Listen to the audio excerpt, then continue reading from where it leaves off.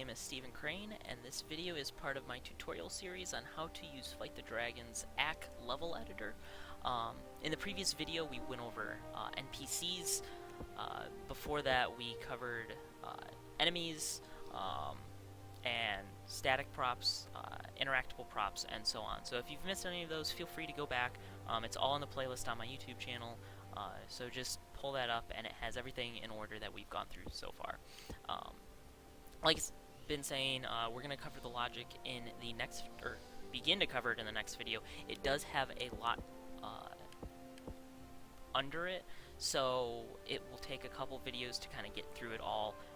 I'm trying to make these videos a little bit shorter. They've been going a little long. There's a lot to cover in a lot of these things, so I apologize for that, but I will try to make this as short and as direct as possible.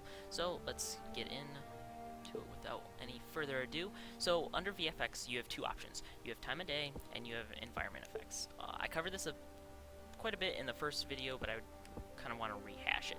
So the time of day is you simply set what time it is when the world is first spawned in. So let's say we want it, we'll make it 8 in the morning.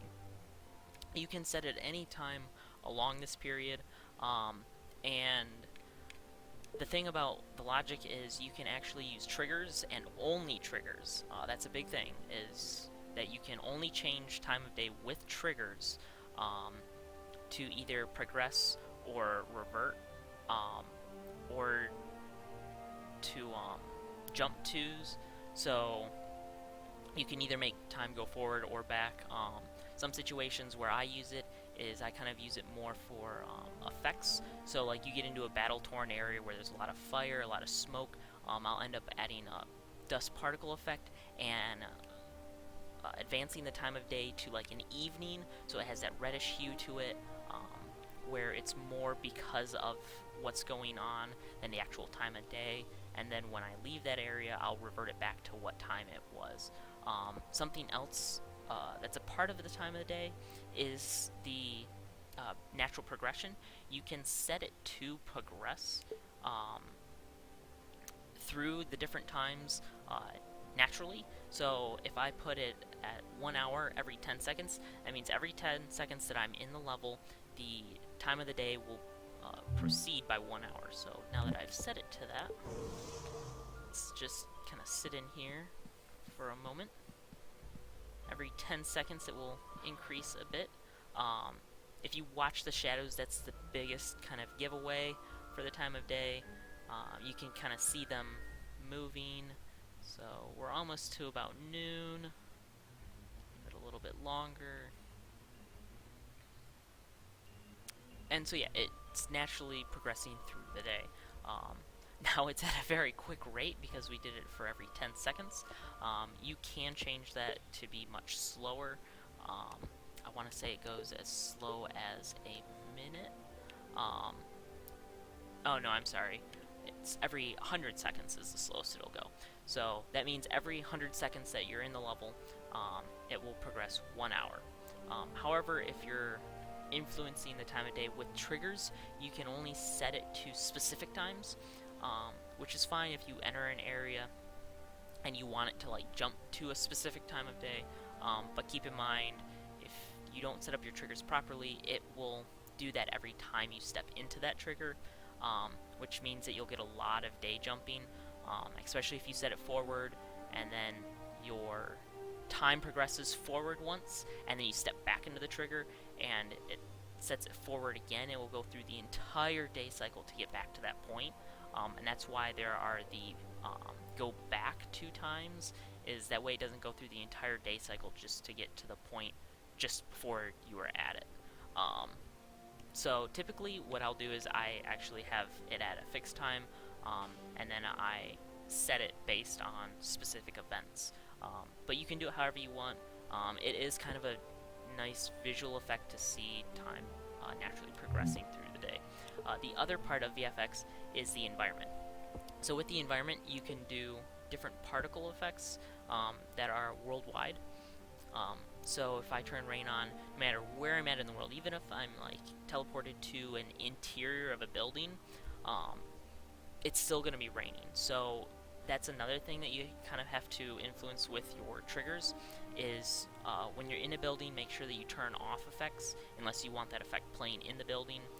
Um, and so yeah, you can also influence the intensities both through triggers or through just this typical selection, where if I turn this down a bunch, you can see it's a much lighter rain now versus when I turn the intensity up. It's coming down pretty hard now. And so yeah, you can tinker with all of the different types. You've got snow, you've got leaves, so it's effectively just the different seasons. You've got God rays, which are pretty nice, specifically for like ends of levels. I use them a lot, or once you've made a big accomplishment or a huge discovery, use the God rays to kind of be like, okay, you're at an important point. Like, it's to shine light in this dark place that you're in. And then there's also dust clouds. Typically, I like dust clouds specifically in battle scenarios where there's a lot of fire or smoke. It just adds a nice kind of grimy grit to the actual scene. And so yeah, all these can be changed intermittently through triggers, and once again, only through triggers, so keep that in mind. You can't change it through other logic sources. But you don't have to stick with the one that you start with. Typically, you just choose the one that you want to start the level on, and then if you are going to change it, you just change it through triggers as you progress. So let's get on to the music. So the music, there are 8 themes. You can either do a random theme or you can pick one. And then once again, through triggers, you can change the music. So something else to note with the music is they have multiple variations of each theme. So what I mean by that is if you start the level on theme 1, it will have the kind of slower, kind of general version of it. It's not playing here, hold on. Whereas if then you get into like a fight, it will pick up a lot more and be a little bit more intense. And then once you leave the fight or you're no longer engaged with enemies, it will actually slow down the tempo again. So as you can hear, it's pretty intense getting into a fight. Oh no, I'm shocked. Well, I do. As we kind of get away from enemies, it kind of slows back down. And as we get closer to enemies, it kind of picks back up again. So that is it for the VFX and the music.